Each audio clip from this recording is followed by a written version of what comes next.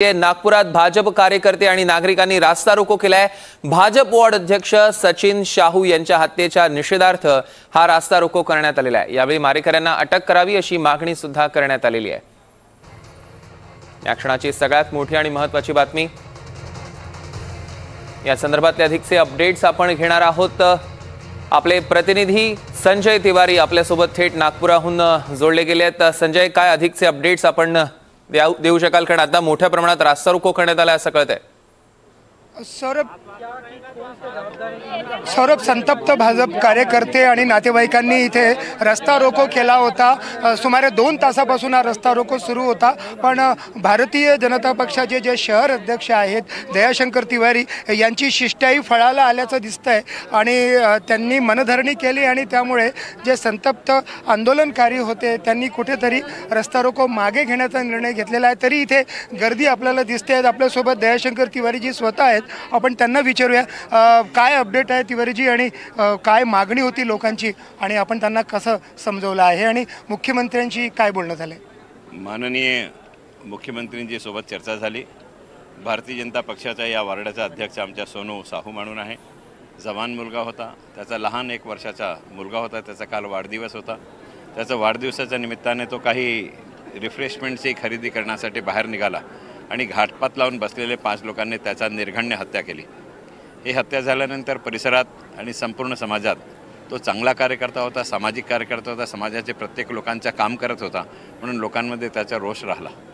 कालपासून पोलिसांचा मागे लागून त्यांना अटक करण्यासाठी आम्ही निवेदन केलं। पोलिसांनी पहिले ज्या माणसाने ही हत्या करण्याचा निर्णय घेतला त्याला अटक केला, मग जे लोक याच्यात इन्व्हॉल्व होते त्यापैकी एक माणूस गिरफ्तार झाला। त्यांचे परिवारचे लोकांची सुद्धा अटक करून पोलिसांनी आपल्यापर्यंत ताब्यात घेतलेला आहे। काही लोक फरार आहे।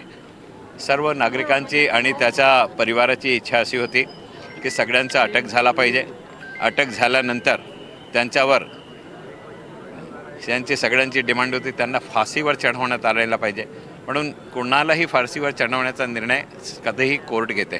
पण माननीय मुख्यमंत्रीजींनी यांना आश्वासन दिला की तो कधीही बाहेर येऊ शकत नाही, आयुष्यात तो आतमध्ये राहणार असं नियोजन त्यालावर असलेला हिस्ट्री शीटर असल्यामुळे त्याच्यावर मकोका लावून मी पूर्ण निर्णय घेतो।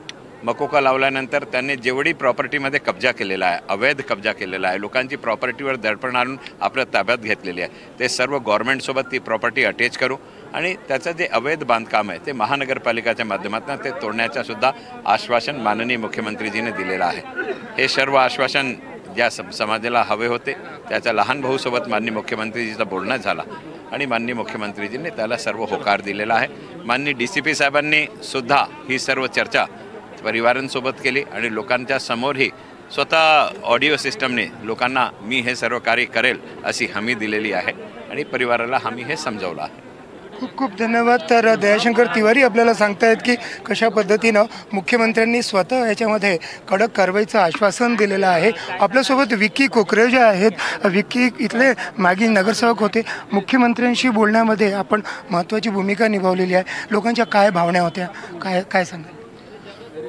माननीय मुख्यमंत्री जी के क्लियर इंस्ट्रक्शंस मिलने के बाद में यहाँ पर पुलिस विभाग से भी उन्होंने चर्चा की है और कड़क से कड़क कार्रवाई जिन लोगों ने ये जघन्य अपराध किया उसके ऊपर में निश्चित तौर पर होगी और कहीं न कहीं इसमें इनका ऑलरेडी क्रिमिनल रिकॉर्ड इसके पहले भी रहा है। और मुख्यमंत्री जी ने माननीय पुलिस आयुक्त जी से बात की है।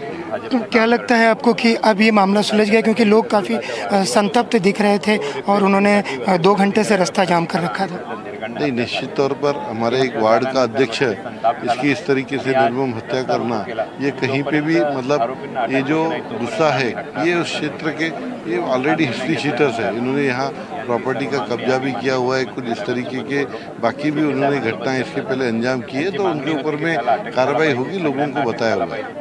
तर एकंदरीत मुख्यमंत्र्यांवरती विश्वास असल्यामुळे लोकांनी हा निर्णय घेतलेला आहे आणि रस्ता रोको मागे घेतल्याचं आत्ता ताजं चित्र आहे। निश्चितच संजय, या संदर्भातले अधिकचे अपडेट्स आम्ही तुमच्याकडून घेऊ। तुर्तास धन्यवाद।